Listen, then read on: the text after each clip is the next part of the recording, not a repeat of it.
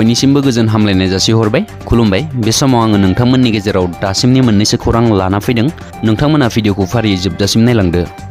रायजोआव बियाब दाफामनायनि खामानिया गोख्रोङैनो सोलिगासिनो दङ। 1 जुलाइनिफ्राय हादरनि सुबुं साननाय एबा सेन्सासनि खामानिखौ जागायगोन। बेनि थाखाय जिल्ला फोसावनाय हाबाफारिखौ दोनथ'फिनगोन। बेखौ लोब्बा लानानै गिबि मन्त्रि डक्टर हिमन्त बिश्व शर्मा आरो मन्त्रि अशक सिंहालआ नखर मन्त्रि अमित शाहखौ लोगो हमदों। मख'नो गोनांदि फैगौ 1 जुलाइनिफ्राय हादरनाङै सेन्सासनि हाबाफारिया जागायगोन। बेखौ लानानै गोदान महकुमा, गोदान जिल्ला एबा खुंथायारि सिमा थि खालामनाय हाबाफारिखौ दोनथ'नाय जागोन। थांनाय 2 जानुवारि खालिनो भारतनि डेपुटि रेजिस्ट्रार जेनेरेलआ रायजोनि गासैबो चिफ सेक्रेटारिनो नटिस दैथायहरनानै 30 जुननि गेजेरावनो जिल्ला महकुमा फोसावनायनि माबाफोर हाबाफारि दङब्ला फोजोबनानै लाखानो बिथोन हरदोंमोन। बे बिथोन बादियै 30 जुननि उनाव रायजोनि पुलिस थानानि सिमाखौ सोलाय-सोल' खालामनो हानाय नङा। बे बेलायाव रायजो सरकारनि आखायावबो जोबोद खम सम दङ। 30 जुननि गेजेरावनो बियाब दाफामनाया जायोब्ला बिश्वनाथ, बजालि, हजाय आरो तामुलपुरखौ जिल्ला महरै सरकारा गनायथि होफिननो हागोन। ओरैहाय बे मोनब्रै जिल्लाखौ जिल्ला महरै फोसावफिनाब्ला फैबाय थानाय बिसायख'थियाव सरकारनि सायाव गाज्रि गोहोम गोग्लैनो हागौ। मोनसे जोबोरैनो दुखुनांथाव जाथाय। गांसे सुइसाइड नट लिरलांनानै सासे बर' फरायसाया गावनि जिउखौ फोजोबनानै लादों।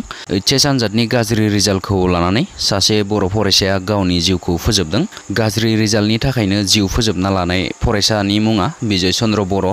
दरंगी दलगाव ओनसोलनि बाथाबारि गामिनि मंगल चन्द्र बर'नि फिसाज्ला बिजय चन्द्र बर'आ थांनाय HS आनजादखौ मंगलदै ब्रिलियान्ट एकाडेमिनिफ्राय होदोंमोन। आनजाद होखांनाय उनाव बिजय चन्द्रआ गावनि रिजाल्टखौ मोजां जागोन होननानै जोबोरैनो फोथायनाय दङमोन। नाथाय जेब्ला आनजादनि रिजाल्टआ गाज्रि जायो, दुखुजोंनो गोसोखौ सहायनो हायैयाव गावनि आगोमा जिउखौ फोजोबनानै लायो। BPFआ आरो गैलिया। BPF दोलोआ जोबनायनि लामायाव। UPPLआव 600निख्रुइबो बांसिन सोद्रोमाया जइन जादों। बे गोनां बाथ्राखौ बुंदों बिटिआरनि EM रन्जित बसुमतारिया।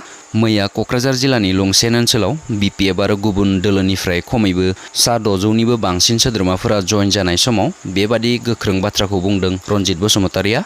बिटिआरनि मावफुं सोद्रोमा रन्जित बसुमतारिया बुंदों, प्रमद बर'नि दैदेननायाव बिटिआरआव गोजोन खौसेथिखौ लाबोनो हाबाय। बिटिआरआव बर'नि अनगायैबो आदिबासि आरो गुबुन हारि-हारिसाफोरा गोजोन खौसेथियाव फैबाय होननानै बिथां रन्जित बसुमतारिया बुंबावो। धेमाजि जिल्लानि सिङाव थानाय दिपा गामिनि अरुणा नार्जारिया मुम्बाइआव खुंजानाय mister, miss, mistress and kids भेलेजा इन्टारनेशनेलआव देरहासार जानो हादों। धेमाजि जिल्लानि सिङाव थानाय दिपा गामिनि भारत नार्जारि आरो महेश्वर नार्जारिनि आंगो फिसाजो अरुणा नार्जारिया मुम्बाइआव 2 आरो 3 जुनाव खुंजानाय mister, miss, mistress and kids भेलेजा इन्टारनेशनेलआव देरहासार जानो हादों।